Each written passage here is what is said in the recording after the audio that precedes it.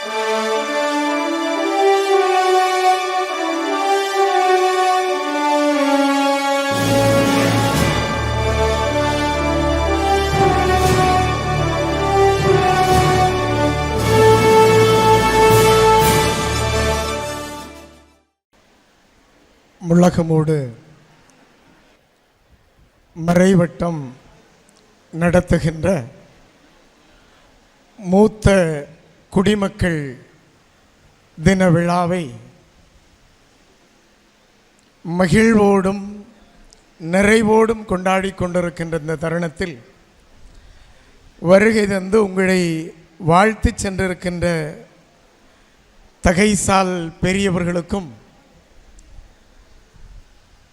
இந்த நிகழ்வை ஒருங்கிணைத்து சிறப்பாக நடத்தி கொண்டிருக்கக்கூடிய மறைவட்டத்தினுடைய முதன்மை பணியாளர் அன்பிற்குரிய முனைவர் மரிய ராஜேந்திரன் அவர்களுக்கும் உங்களையெல்லாம் சிரிக்கவும் சிந்திக்கவும் வைத்து இங்கே இருக்கிற மூத்த குடிகளில் மூத்த குடி யாரென்று கண்டறிந்து அவர்களையும் வாழ்த்தி அமர்ந்திருக்கக்கூடிய இந்த முழக்கமூடு பங்கினுடைய தலைமை பணியாளர் அன்பிற்குரிய கடாட்சதாஸ் அவர்களே, இந்த நிகழ்வை ஒருங்கிணைத்து நடத்தி கொண்டிருக்கக்கூடிய மறைவட்ட மேய்ப்பு பேரவையினுடைய பொறுப்பாளர்களே, உறுப்பினர்களே, இந்த நிகழ்வை பல்வேறு முகங்களாக ஆங்காங்கே இருந்து நடத்தி கொண்டிருக்கின்ற தொண்டுள்ளம் கொண்ட நண்பர்களே, தோழர்களே,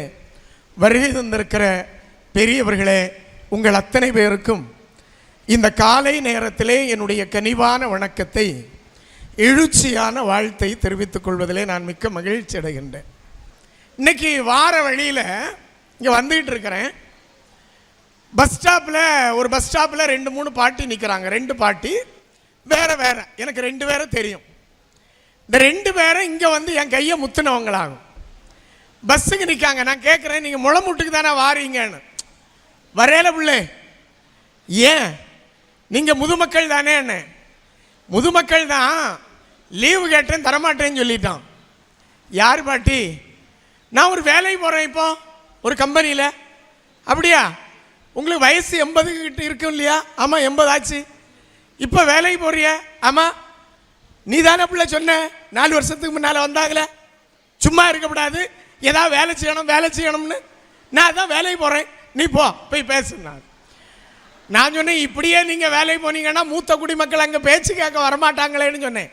வராமல் ஒரு காலம் வரும் என்றால் அதுதான் பொற்காலம் பிள்ளை, போய் சொல்லுன்னாவ. ஏன்னா எல்லாரும் வேலை செய்துக்கிட்டு இருக்காங்க, ஆரோக்கியமாக இருக்காங்க, சந்தோஷமாக இருக்கிறாங்க.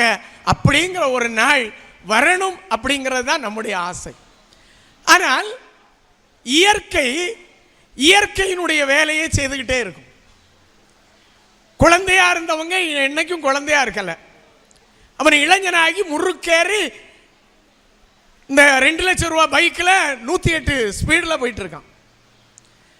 அதே இளைஞன் 10 வருஷம் தாண்டினா பொண்டாட்டியும் 2 பிள்ளைகளையும் பைக்கில் வச்சுக்கிட்டு கொஞ்சம் ஒரு 50 கிலோமீட்டர் ஸ்பீடில் போகிறான்.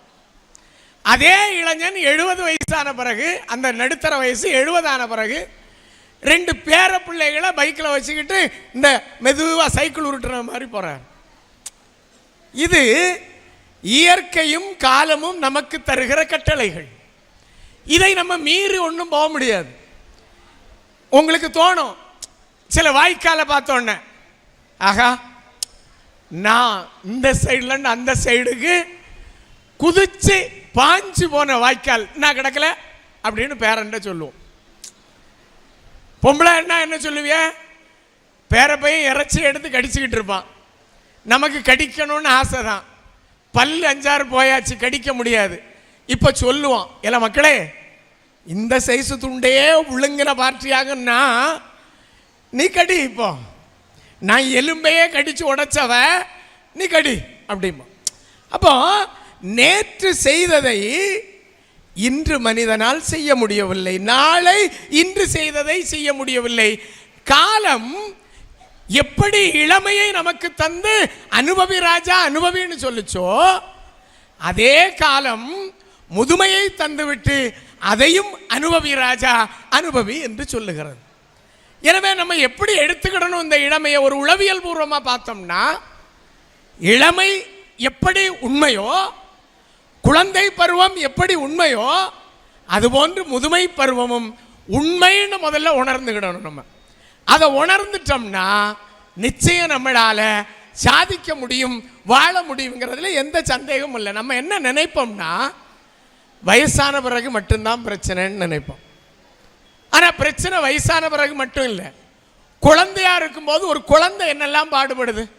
கொஞ்சம் சளி கட்டிட்டேன்னா அந்த குழந்தைக்கு சொல்ல கூட தெரியாது என்னெல்லாம் பாடுபடுது. ஆனால் வயதான நமக்கு சொல்லவாவது முடியும். இப்போ இந்த முதுமையை முதலில் இது இயல்பானது, இயற்கையானதுங்கிற ஒரு இருத்தல் உண்மையை உங்களுடைய இதயங்களிலே நீங்கள் போட்டுக்கிடணும். அப்படி போட்டுட்டோம்னா பிரச்சனை இல்லை. இங்கே யாரோ பேசினவங்க சொன்னாங்க, இதுக்கு முன்னே பேசின அருட்பணியாளர்னு நினைக்கிறேன், வீட்டில் மாமியார மருமகள் கொடுமைப்படுத்துகிறா அப்படின்னு எல்லாம் பயங்கரமான சண்டைகள் நடக்குதுன்னு. உண்மையிலேயே நான் இங்கே பேச வர்றதுக்காகவே ஒரு 50 பாட்டிக்கிட்டையாவது பேசியிருப்பேன். பாட்டி நான் என்ன பேசணும், எப்படி இருக்கிறேன். இன்றைக்கும் நேற்றைக்கு ஒரு பாட்டிகிட்ட கேட்குறேன், எப்படி உங்களுக்கு மாமியார் மருமகள் சண்டை, நீங்கள் அவங்க என்னவோ சத்தம் போட்டுகிட்டே போகிறா அவங்க மருமக, நீங்கள் ஒன்றும் சொல்லாமல் நீங்களும் இந்த சைடு போறியான்னு. நான் ஒன்றும் சொல்லலைன்னு கண்டியா? நான் உடனே சொன்னேன், நீங்கள் என்ன சொன்னிய? நான் சொல்லியது உங்களுக்கு யாருக்கும் கேட்காது, அவ்வளவுதான். நான் சொல்ல வேண்டியதை சொல்லிட்டு தான் போகிறேன்னு. என்ன சொல்லியான்னு கேட்டேன். அவகிடக்கு அக்கறைக்கு பாடின்னு சொல்லிட்டு நான் போனேன். அப்போ இந்த வார்த்தை 2 விஷயம் இருக்குது பார்த்தீங்களா? இந்த 2ம் நம்முடைய மனசு சார்ந்த மிகப்பெரிய ஒரு ஆளுமையை நம்மகிட்ட உருவாக்குற விஷயம். ஒன்று, அவ கிடக்கா போ சொல்லு, அவ திட்டியா போ சொல்லு. எதையும் எளிதாக எடுத்துக்கொள்ளுகிற மனப்பக்குவம் நமக்கு வந்துருச்சுன்னா, மருமவ திட்டுனா என்ன, ஊருகார திட்டுனா என்ன, யார் திட்டுனா என்ன, நமக்கு ஒன்றும் இல்லை. அப்படிதானே? கப்பில் இப்போ உங்களுக்கு டீ கொண்டு தந்தாங்க, வாங்கி நீங்கள் குடிச்சிங்க, குடிச்சாதான் உங்களுக்கு. எனக்கு வேண்டாம்னு சொன்னால் அந்த டீ அவங்க தானே கொண்டு போவாங்க. உங்கள் மருமகளோ யாராவது திட்டுறாங்க, எனக்கு வேண்டாம்னு சொல்லிடுங்க, அவ்வளோதான். வந்த வழியிலே அது திரும்ப போயிடும். அதுக்காக எதுக்கு திரும்ப சத்தம் போட்டு திரும்ப சண்டை போட்டு நீ விளங்குவியான்னு கேட்டு சாமம் போட்டு இதெல்லாம் வேண்டாம். இந்த பாட்டிக்கிட்ட இருந்து நம்ம எடுத்துக்கிட வேண்டிய ஒரே விஷயம், அவ என்ன சொல்லிட்டு போவா, போட்டு பிள்ளை போட்டு பிள்ளை. காலம் தோல் உரிக்கிற போது அவளுக்கு அந்த அனுபவம் கிடைக்கும், அவ்வளோதான். எதுக்கு சண்டை, எதுக்கு பிரச்சனை, தேவையே இல்லை. அண்மையில் அருளாயின்னு ஒரு பாட்டியை பார்த்தேன். நம்ம மாவட்டம் இல்லை, வெளி மாவட்டம்.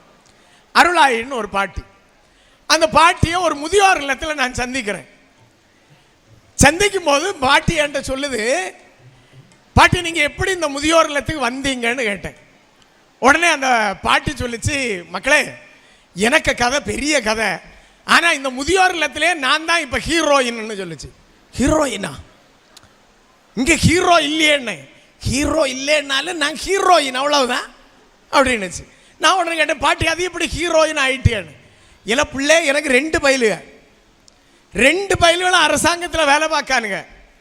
ஒரு மாதம் ஒருதனுங்க வீட்டில், அடுத்த மாதம் அடுத்தவனுங்க வீட்டில். இந்த பிப்ரவரி மாதம் வரும் பார்த்தியா, 28 நாள் முடிஞ்சோடனே இவன் அங்கே போக சொல்லுவான்.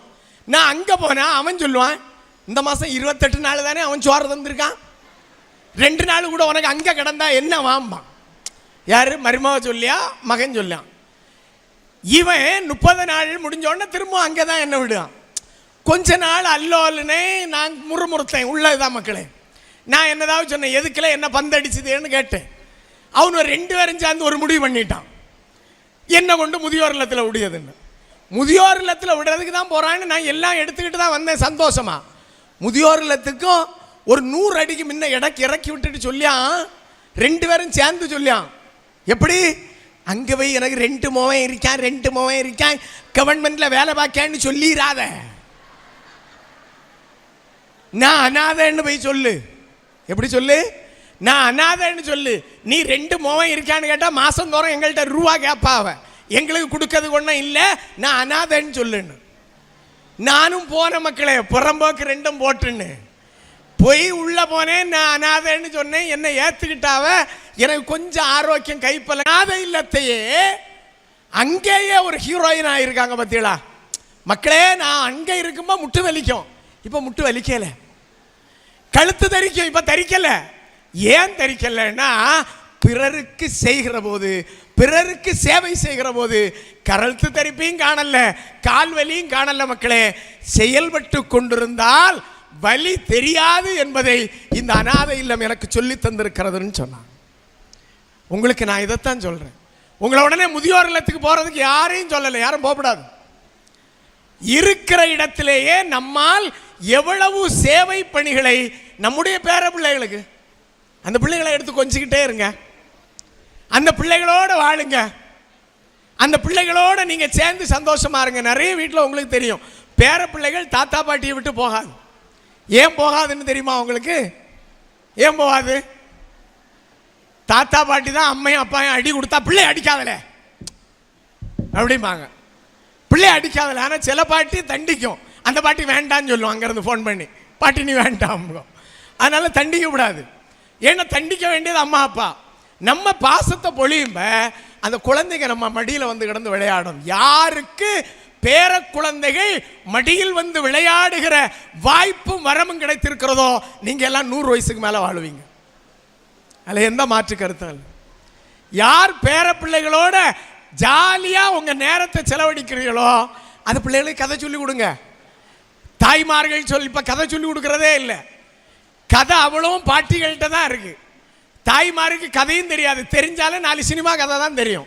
நீங்க அந்த கதைகளை உங்களுடைய குழந்தைகளுக்கு நீங்க சொல்லிக் கொடுங்க. இனி ஒரு முக்கியமான விஷயம் என்னன்னா, நினைவு கூர்ந்து மகிழுதல்ங்கிற ஒரு உளவியல் கோட்பாடு இருக்கு. நினைவு கூர்ந்து மகிழுதல். நம்ம வாழ்க்கையில நிறைய விஷயம் நம்ம கடந்து வந்திருப்போம், ஆனா அதை நம்ம நினைக்கிறதே இல்லை. இப்ப இருக்கிறத பேசிக்கிட்டே இருப்போம். அவ அப்படி சொல்றா, இவன் இப்படி சொல்றான், எனக்கு கை வலிக்குது, என்னை யாரும் கவனிக்கல, இதை சொல்லுவோம். யாருக்கெல்லாம் கணவனும் மனைவியும் முதிய வயசுல சேர்ந்து வாழ்ந்துகிட்டு இருக்கீங்க, கை தூக்குங்க பார்ப்போம், எவ்வளவுன்னு பார்க்கட்டும். கணவன் மனைவி 2 பேரும் நாங்க இருக்கோம் பிள்ளை. எனக்கு அவரும் இருக்காரு, எனக்கு அவளும் இருக்கா. இருக்காங்கல்ல? இருக்காங்க தானே? நிறைய பேர் கை தூக்கிறீங்க, சந்தோஷம். இருக்கிறவங்க நான் இப்ப சொல்றதை ஏத்துக்கிடுங்க. அப்படி இல்லைன்னா அதையும் நாம் ஏற்றுக்கொள்ள வேண்டிய சில சூழல் இருக்கு, அதுவும் நிறைவானது. அதை 2வது சொல்றேன். யாரெல்லாம் கணவன் மனைவியோடு இப்பவும் சேர்ந்து இருக்கீங்களோ தயவு செஞ்சு, நான் ஒரு சில வீடுகளில் பார்த்தேன், அப்பாவுக்கு ஒரு கட்டில் அங்க கிடக்கு, அந்த மூலையில சிட் அவுட்ல, அம்மாவுக்கு இங்க கிடக்கு. அப்படி உங்களை யாராவது பிரிச்சு வச்சிருந்தா இன்னைக்கே போய் மக்கள்கிட்ட சொல்லிருங்க, அப்பாய கட்டிலையும் அம்மைய கட்டிலையும் சேர்த்து போடு. உடனே சொல்லணும், இன்னைக்கே சொல்லிடணும். நிறைய வீடுகள், நான் 2 நாளைக்கு முன்னால கூட எனக்கு ஒரு ஆசிரியை வீட்டுக்கு போயிருந்தேன், எனக்கு படிச்சது அந்த டீச்சர் வீட்டுக்கு. 2 இடத்துலயா 2 கட்டில் கிடக்கு, 2 ரூம்ல. நான் கேட்குறேன், ஏன் அவங்க அங்கே படுத்தே அப்படி இருக்காங்க, அவங்களால ரொம்ப நடக்க முடியாது. அவர் நடப்பார், அவர் தான் சந்தைக்கெல்லாம் போயிட்டு வராரு, அவர் இங்கே இருக்காரு, அவங்க அங்கே அந்த ரூமில் இருக்காங்க. நான் கேட்டேன், நீங்கள் 2 பேரும் ஏன் 2 ரூமில் இருக்கிறீங்க? அப்படி தான் உறங்குவோம், பயிலும் அங்கே ஒரு கட்டில் போட்டு தந்திருக்கான், இங்கே ஒரு கட்டில் போட்டு தந்திருக்கான். வயசான காலத்தில் யாரையும் பிரிக்க விடாது. உங்களுக்கு தெரியும், இளமையில் பிரிந்திருந்தால் கூட ரோடு சுற்றிக்கிட்டு வந்துடுவான். ஆனால் முதுமையில் பிரிந்திருந்தால் அது ஒரு மகிழ்ச்சி இல்லை. இன்னைக்கே போய் கட்டில சேர்த்து போட சொல்லிடணும். சேர்த்து போடுறதோட நிற்கக்கூடாது. இந்த வாத்தியார் இதையெல்லாம் பேசியாருன்னு நினைக்கப்படாது. இது வாழ்வினுடைய யதார்த்தம். கொஞ்சம் பின்னோக்கி நினைச்சு பார்த்தீங்கன்னாலே அன்னைக்கு கால் வலி முட்டு வலி ஒன்றும் இருக்காது. என்ன நினைக்கணும்? கல்யாணத்தன்னைக்கு இந்த சாமியார் தாலி கட்டி விட்டதை நினைக்கணும். நினைச்சு பார்த்து பாருங்க. இப்போ என்ன மகம், ஐயப்பா ஐஸ்வர்யம். சாமியார் தாலி கட்டி விட்ட நாள் அன்னைக்கு ரிசப்ஷன், அன்னைக்கு அது இது. உங்க காலத்தில் எவ்வளவு இருந்துன்னு எனக்கு தெரியாது, கொஞ்சம் விருந்தினர்கள். அதுக்கப்புறம் நினைச்சு பார்க்கணும், என் புருஷன் என்கிட்ட முதல்ல என்ன வார்த்தை பேசினார்? யோசிச்சு பார்த்து பாருங்க. அவர் என்கிட்ட முதல்ல என்ன பேசினார்? அந்த அம்மா என்கிட்ட என்ன பேசிச்சு முதல்ல? இந்த பழைய நினைவுகளை நீங்கள் அசை போடணும். டூயட் பாடுறதுக்கு ஆசை வந்தா பாடிக்கிடுங்க, ஒரு பிரச்சனையும் இல்லை. நீங்க நினைப்பிய பேர பிள்ளை என்னதாவது நினைச்சோம், ஒரு பிள்ளைகளும் இப்ப நினைக்காது. இப்போ உள்ள பேர பிள்ளைகளுக்கு எல்லாம் தெரியும். தாத்தா உங்க பிள்ளைகளும் ஒண்ணு நினைக்காது. நீங்க பாடினாலும் ஒன்றும் இல்லை, நீங்க டான்ஸ் ஆடினாலும் ஒன்றும் இல்லை. அண்மையில் இந்த யூடியூப்ல எல்லாம் ஒரு டான்ஸ் பயங்கரமா பரவிக்கிட்டு இருக்கு. ஒரு தாத்தாவும் பாட்டியும் அவருடைய 75வது ஆண்டுக்கு ஆடுறாங்க டான்ஸ் கேரளாவில். அப்போ ஆடுவது இது ஒரு அபரிதமான உடற்பயிற்சி மட்டுமல்ல, ஒரு மிகப்பெரிய மனப்பயிற்சி என்பதை என் அன்பிற்குரியவர்களை புரிந்து கொள்ளுங்கள். ஞாபகம் ஊட்டி பாருங்க இல்லையா? அந்த வயசுல எம்ஜிஆர் பாடினதெல்லாம் எத்தனை தடவை பொண்டாட்டியிட பாடி காட்டி இருப்பாரு. அப்படிதானா? சிரிக்காரு. இவனுக்கு எப்படி தெரியும்? நம்ம பாடி காட்டுவோம் இல்லையா? எத்தனை வயசானவங்க, நான் இப்போ கூட பார்த்துருக்கேன், வயசானவர் இங்கேருந்து பாடுவார், எதிர்பாட்டு அந்த பாட்டி அந்த ரூமில் இருந்து பாடுது. அது அந்த ரூமில் இருந்து பாடப்படாது, நேராக அவருக்கு கிட்ட போய் இருந்து பாடணும். அப்போ நம்முடைய அன்பை, நம்முடைய காதலை, நம்முடைய நிறைவை, நம்முடைய மகிழ்வை வெளிப்படுத்துவதற்கு வயது ஒரு தடை இல்லை என்பதை நீங்கள் புரிஞ்சுக்கிடுங்க. யாரெல்லாம் கணவன் மனைவியோடு வாழ்கிறீர்களோ பழைய நினைவுகளை, பழைய கதைகளை உங்கள் மனைவியிடம் பேசுங்கள், கணவனிடம் பேசுங்க, ஞாபகம் ஊட்டுங்க. அன்னைக்கு போனோம் இல்லையா, நம்ம கல்யாணம் ஆகி முதல் தடவை வேளாங்கண்ணிக்கு போனோம் இல்லையா, அங்கே ஒரு சம்பவம் நடந்திருக்கும், அதை சொல்லுங்க, அதை ஞாபகப்படுத்துங்க. எனக்கே ஞாபகம் வருது, வேளாங்கண்ணிக்கு நாங்கள் முதலாக போயிருக்கோங்க. ஒரு பொம்பளை ஓடி வந்துருச்சு, பயங்கரமான கதை. உங்கள் வாழ்க்கையில் இப்படியெல்லாம் நடந்திருக்கான்னு தெரியாது. இந்த ஒரு நார்பட்டியை இப்படி இடுக்கில் வச்சுக்கிட்டு ஒரு அம்மா ஓடி வருது, ஓடி வந்துக்கிட்டு பிள்ளை கையதா அப்படின்னுச்சு. நான் என் பொண்டாட்டி கல்யாணம் கழிஞ்சு 1 மாதம் தான் ஆகுது. அந்த கடல் பார்க்கறதுக்கு நடந்து போயிட்டு இருக்கோம், ஒரு நார்பட்டியை வச்சுட்டு ஓடி வந்தது, கையை காட்டணும். நான் சொன்னேன், கையொல்லும் காட்டிய வேலை எனக்கு இல்லை, எனக்கு அது பழக்கமே இல்லை, எனக்கு பிடிக்காதுன்னு. உடனே இந்த வயசான, அது ஒரு வயசானவங்க தான், ஒரு 60 வயசு இருக்கும், கையை காட்ட மாட்டியா நீ?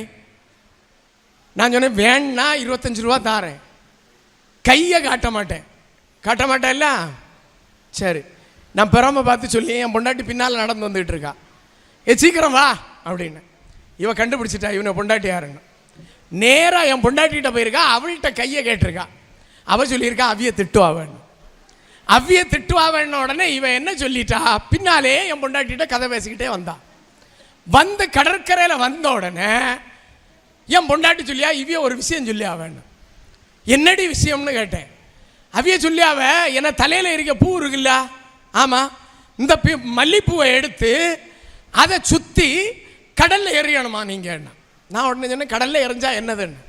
கடலில் எறிஞ்சு பூ தாந்துன்னா நீங்கள் கற்போட இருக்குதுன்னு அர்த்தமா, பூ தாழ இல்லைன்னா உங்களுக்கு கற்பு இல்லைன்னு அர்த்தமா? கையை கொடுக்காததுக்கு அந்த கிளவி செய்திருக்க வேலையை பார்த்தீங்களா? தலையில் இருக்க பூவை சுருட்டி நான் கடலில் எறியணுமா, அது தாந்து போகணுமா, தாந்து போனால் நான் கற்பு கரசனா, மிதந்துன்னா நான் கற்பு கரசன் இல்லையா? பூவை கடலில் எறிஞ்சா மிதக்குமா தாழுமாங்க? மிதக்கும் இல்லையா? எவ்வளவு தர்ம சங்கடத்தில் நான் மாட்டியிருப்பேன் நினைச்சு பாருங்க. எனக்கு ஒரு யோசனை பட்டுன்னு வந்துச்சு, இதான் இந்த பிரசன்ஸ் ஆஃப் மைண்ட்னு சொல்லுவோம். பின் பாக்கெட்டை தடவி பார்த்தேன், நிறைய 5 ரூபா துட்டு, எல்லாத்தையும் எடுத்தேன், போட்டுருவண்டி. ஏன்னா இவ போடாமல் விட மாட்டாளே பொண்டாட்டி, கல்யாணம் ஆன புதுசு இல்லை, அவளுக்கு எப்படியாவது நம்மளை பரிசோதிக்கணும். பாக்கெட்டில் கிடந்த எல்லா 5 ரூபா துட்டையும் எடுத்தேன், அவளுக்கு தெரியாது எடுத்தது. பூவை கலத்தினேன் கையை எப்படி வச்சுட்டு, பூவை எடுத்து தந்தா பூவை வச்சு நான் சுற்றினது மாதிரி சுற்றி ஒவ்வொரு இடையிலையும் 5 ரூபா துட்டா செருகி செருகி செருகி செருகி உள்ளே வச்சேன். வச்சுக்கிட்டு நச்சுன்னு உள்ளே போட்டேன், அது எங்கே போச்சுன்னே தெரியாது. கற்பை என் புருஷனுக்கு ஸ்ட்ராங்குன்னுட்டா. இப்படி எல்லாம் சம்பவம் நம்ம வாழ்க்கையில் நடந்திருக்கும். கல்யாணம் ஆகி எனக்கு 23 வருஷம் முடிஞ்சிருச்சு. இப்போ நான் ஞாபகம் பண்ணுறேன் பார்த்தீங்களா, இப்படி உங்கள் வாழ்க்கையில் எத்தனையோ அதிசயங்கள், எத்தனையோ அற்புதங்கள் நடந்திருக்கும். அதை பேசுங்க. பேசுறதுக்கு நம்ம ஆள் இல்லையா? கடவுள் கூட்டிட்டு போயிட்டாரா?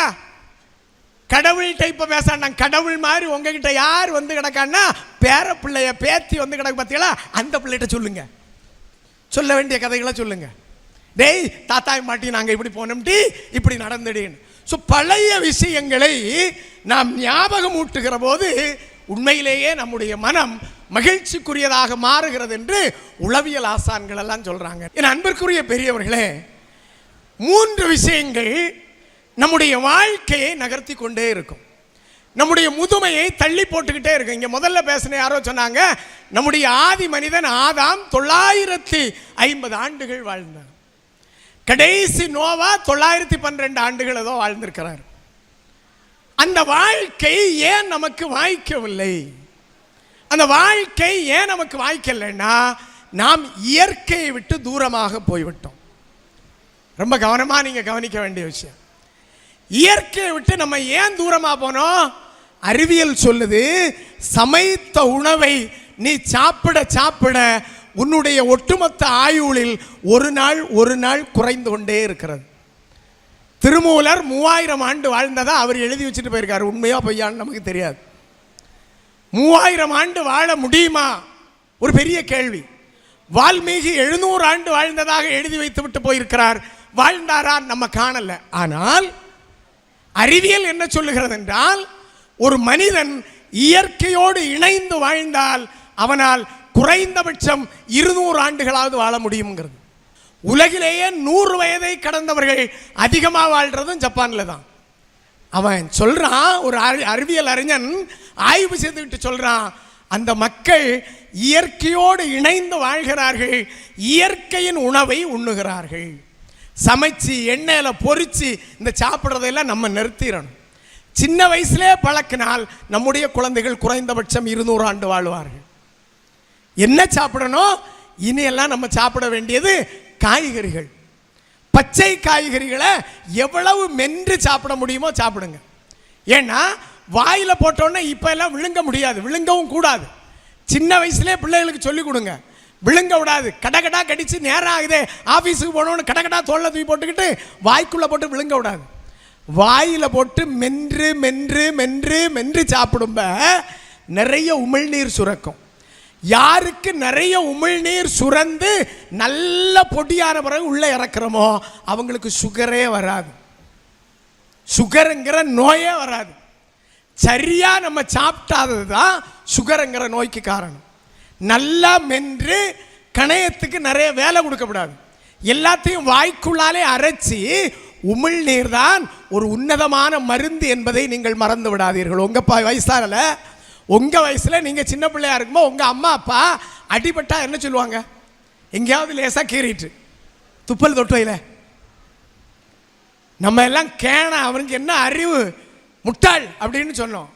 இல்லை, இன்றைக்கு அறிவியல் கண்டுபிடித்திருக்கிறது, மிக அதிகமான மருத்துவம் குணமுள்ள ஒரு மருந்து எதுன்னா நம்முடைய உமிழ்நீர்னு கண்டுபிடிச்சிருக்கான். எவ்வளவு உமிழ்நீர் நமக்கு சுரக்கிறதோ அந்த அளவுக்கு இந்த உடல் ஆரோக்கியமாக நோயற்று இருக்கும். எனவே உணவை இயற்கையோடு இணைந்த உணவை சாப்பிடுங்க. அதிகமாக காய்கறி பழங்கள் சாப்பிடுங்க.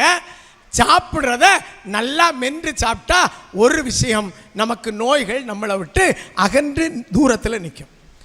இன்னும் அந்த நோயை இன்னும் தூரத்துக்கு விடணும்னா ரெண்டாவது விஷயம், இன்னைக்கு எங்கும் இந்த மன வளக்கலை பயிற்சின்னு அங்கங்கேயா வச்சிருக்காங்க. இங்கே கூட வந்திருக்கிறாரு என்னதோ தெரியல, மாடத்திட்டு வலையில் SM செபாஸ்டின் சார்னு ஒரு ஆள் உண்டு. அவர் கொஞ்ச காலத்துக்கு முன்ன முதியவர் மாதிரியே இருந்தார், இப்போ இளைஞர் மாதிரியே இருக்கார். அவருக்கு ஆக்டிவிட்டீஸ் எல்லாம் அவ்வளவு யூத் மாதிரி ஆயிருக்கு.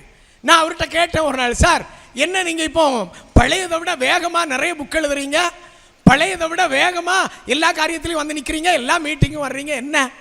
நான் இந்த மனவளக்கலை பயிற்சிக்கு போயிட்டு இருக்கேன் பிள்ளைன்னா. அது வேற ஒன்றும் இல்லை, ஒரு சில ஆசனங்கள், ஒரு சில மூச்சு பயிற்சி நம்மளே செய்திடலாம். இடது மூக்கில் இழுத்து வலது மூக்கில் விடுங்க, வலது மூக்கில் இருந்து இழுத்து இடது மூக்கில் விடுங்க. 27 முறை ஒரு நாள் செய்து 6 மாதம் செய்தால் உங்களுக்கு நாடி சுத்திங்கிற ஒரு இது கிடைச்சிடும். அதுக்கு பிறகு நிறைய நோய்கள் நம்மளை நெருங்காது. இந்த சுவாச கோளாறு, ஆஸ்துமா, இருமல், சளி இதெல்லாம் முற்றிலும் மாறுறதுக்கு இது ஒரு நல்ல பயிற்சி. அதை அனுபவித்தவர்கள் சொல்கிறாங்க, நானும் இப்போ அதை பண்ணிக்கிட்டு இருக்கிறேன், எனக்கு நல்லா இருக்கு. அதை பண்ணும்போது காலையில் ஒரு தடவை வெறும் வயிற்றில், சாயங்காலம் ஒரு தடவை பண்ணிட்டீங்கன்னா ரொம்ப நல்லா இருக்கும். முறையாக நீங்கள் அதை படிக்கணும்னா எல்லா ஊர்லேயும் இப்போ இருக்குது மனவளக்கலை பயிற்சி. கொஞ்ச நாள் போய் அந்த பயிற்சி என்னன்னு படிச்சுக்கிட்டு வந்து வீட்டில் இருந்து செய்யுங்க, நல்ல ஆரோக்கியமாக இருக்கலாம். ரெண்டாவது விஷயம், 2 விஷயம் ஆச்சு. மூணாவது என்னன்னா உடல் பயிற்சி நிறைய செய்யணும்னு நான் சொல்லலை. என்கிட்ட நிறைய பேர் சொல்லுவாங்க, என் வீட்டம்மாட்ட கேட்டேனே நீ குண்டு வச்சுக்கிட்டே போகிறா, இது சரியாகாதுன்னு. அதுக்கு நான் என்ன பண்ணக்கு, அதான் வைக்குது, நான் என்ன பண்ணேன்னா, நான் சொன்ன ஒன்றும் பண்ணாண்டா 30 நிமிஷம் நடன்னு. நான் பள்ளிக்கூடத்தில் என்ன நடக்கேன், 3வது மாடிக்கு ஏறேன். சாமியார் விட்டாரா? விட மாட்டார். பெல் அடிக்கமுன்னா கிளாஸில் நம்ம போகமுன்னா சாமியார் சுற்றிடுறாரு, அல்ல சிஸ்டர் சுற்றிடுவாங்க. அதனால் நான் என்ன பண்ணுறேன், அதிவேகமாக ஏறுறேன், அங்கே போகிறேன் இங்கே போகிறேன். நான் எவ்வளோ 30 மணிக்கூறாக நடக்கேன், காலையிலேருந்து சாயங்காலம் வரை நடக்கேன். நான் சொன்னேன் இது நடைப்பயிற்சி இல்லடின்னு. அப்போ எது நடைப்பயிற்சின்னா, கண்டினியூவஸாக தொடர்ந்து 30 நிமிடம் நீங்கள் நடந்தால் அது நடைப்பயிற்சின்னு. இன்னைக்கும் பாப்பாம்மாள்னு ஒரு அம்மா இருக்காங்க, மதுரை பக்கம் கோயம்புத்தூரில் இருக்காங்க. 105 வயதை கடந்த பிறகும் இன்னைக்கும் உடற்பயிற்சி செய்து ஒரு உடற்பயிற்சி சென்றையே நடத்திக்கிட்டு இருக்காங்க. 105 வயசுல நினைச்சு பார்க்க முடியுதா? 105 வயசுல நடத்திட்டு இருக்காங்கன்னா தினமும் 30 நிமிடம் தொடர்ச்சியா நடக்கிற ஒரு வேலையை நீங்க செய்யணும். அது வீட்டை சுற்றி நடந்தாலும் சரி, வீட்டுக்குள்ள நடந்தாலும் சரி, கண்டினியூஸா இருக்கணும், நிறுத்தி இல்லை. நடந்துக்கிட்டு கொஞ்ச நேரம் போய் உட்கார்றது, திரும்பவும் கொஞ்ச நேரம், 30 நிமிஷம் மெதுவா எவ்வளவு தூரம் நடக்க முடியுமோ நடந்துக்கிட்டு வந்து உட்காருங்க. அது ஒரு மிகச்சிறந்த உடற்பயிற்சி. இதை உங்கள்கிட்ட சொல்லணும்னு நான் ஆசைப்பட்டேன். அதனுடைய நீட்சியை சாமியார் உங்களுக்கு பயிற்சியாக தருவார். என் அன்புக்குரியவர்களே, உங்கள்கிட்ட நான் நிறைவோடு கேட்டுக்கொள்ளுகிற ஒரு விஷயம், தயவு செய்து இங்கே வந்தவங்க சொன்னாங்க, ஒரு பாட்டி சொல்லிச்சு, எனக்கு ரொம்ப வருத்தமாக இருந்துச்சு. 90 வயசான பாட்டிகிட்ட சாமியார் கேட்டார், 100 ஆண்டு வாழணும்னு ஆசைப்படுறீங்களா அப்படி. அந்த பாட்டி சொல்லிச்சு, எனக்கு ஆசையே இல்லைப்படுகிறான், ஆனால் பிரச்சனைகள் வருகிற போது இந்த வாழ்க்கை எதுக்கு ஆண்டவரே என்னை எடுத்துருமையாங்கிற அடுத்த நிமிஷம் ஆண்டவரே வந்து நிற்கிறாரு, எடுத்துறியும் மாறியான்னு. நீர் போவோம் அண்ணா, பேரப்பிள்ளை வருது, நான் கொஞ்ச நேரம் விளையாடிட்டு வரேன். போகமாட்டோம். நம்ம பேரப்பிள்ளையை கண்டு இந்த உலகத்தை கண்டு இந்த உலகத்தில் அவ்வளவு சீக்கிரம் எல்லாம் நமக்கு போகிறதுக்கு மனசு வராது. கடவுளே வந்து நீ வான்னா கூட பொறுத்து கொஞ்ச நேரம் அதில் நில்லோம்னு தான் சொல்லுவோம். நான் வாரேன், எனக்கு இந்த பேரப்பிள்ளைகிட்ட பேசணும், ஏன்னா மோயம் ஆஃபீஸுக்கு போயிருக்கான், வரணும், அவன்கிட்ட எல்லாம் பேசணும், நீர் நில்லும்னு. கடவுளே கூப்பிட்டால் கூட போக முடியாத இந்த மனம் இருக்கிறதே, அந்த மனம் உண்மை என்னவென்றால் எல்லாரும் சுகமாக வாழ்வதற்கு ஆசைப்படுகிறோம். அப்போ தயவு செஞ்சு நீங்கள் உச்சரிக்கக்கூடாத ஒரு வார்த்தை என்னன்னா, எனக்கு வயசாயிடுச்சு, நான் கிழவன் ஆயிட்டேன், நான் கிழவி ஆயிட்டேன். நிறைய பேர் பேசும்போது சொல்லுவாங்க. நேற்று கூட ஒரு அம்மாட்ட பேசுகிறேன், 52 வயசு. அந்த அம்மா சொல்லுது, நமக்கு வயசாச்சு இல்லையா சார், நம்ம கிழவி ஆயாச்சு, இனி என்னத்த வாழ்க்கை, பிள்ளைகளுக்கு வாழ்க்கை தான். ஏன் உங்களுக்கு வாழ்க்கை இல்லையா? 52 வயசில் வாழ்க்கை இல்லையா? 60 வயசில் வாழ்க்கை இல்லையா? வாழ்க்கை இருக்கிறது என்பதை தயவு செய்து ஒருபோதும் மறந்து விடாதீர்கள். 90 வயதிற்கு பிறகு சாதித்தவர்கள் தான் அதிகம். பிக்காசோ அவனுடைய உன்னதமான ஓவியங்களை 90 வயசுக்கு பிறகு தான் வரைச்சிருக்கான். மிகப்பெரிய எழுத்தாளர்கள் 90 வயசுக்கு பிறகு தான் நிறைய எழுதியிருக்காங்க. பெரிய சாதனையாளர்கள் 90 வயசுக்கு பிறகு தான் சாதிச்சிருக்காங்க.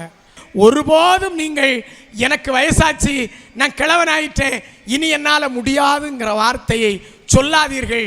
முடியாது என்கிற வார்த்தை நம்முடைய அகராதியிலே இருக்கக்கூடாது.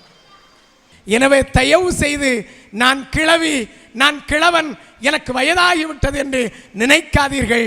மனைவி இருக்கிறாள், கணவன் இருக்கிறான், அந்த சந்தோஷத்தை கொண்டாடுங்கள். இல்லாதவர்கள் பேரப்பிள்ளைகளோடு கொண்டாடுங்கள். இளமையை போல் முதுமையும் கொண்டாட வேண்டிய ஒரு பருவம். அது அதன் காலத்திலே அதை செய்துவிட்டு போகிறது. அதை பற்றி நீங்கள் கவலைப்படாதீர்கள். மரணம் என்ற ஒன்றை நினைக்காதீர்கள். அது வந்த பிறகு நாம் இருக்க போவதில்லை, அது வருவது நமக்கு தெரிய போவதில்லை. எனவே தெரியாத ஒரு மரணம், வந்த பிறகு நாம் இருக்காத ஒரு மரணம். எதற்கு அதை நினைப்போம்? அதை நினைக்காதீர்கள். மரணத்தை பற்றி ஒரு காலமும் நினைக்காதீர்கள். முதுமையை பற்றி ஒரு காலமும் நினைக்காதீர்கள். முதுமையை கொண்டாடுவோம், வாழ்வோம். பயனுள்ளவர்களாக இந்த சமூகத்திற்கும் இந்த நாட்டிற்கும் பயனுள்ளவர்களாக கடைசி மூச்சு வரை வாழ்வோம், மற்றவரை வாழ்விப்போம். நன்றி, வணக்கம்.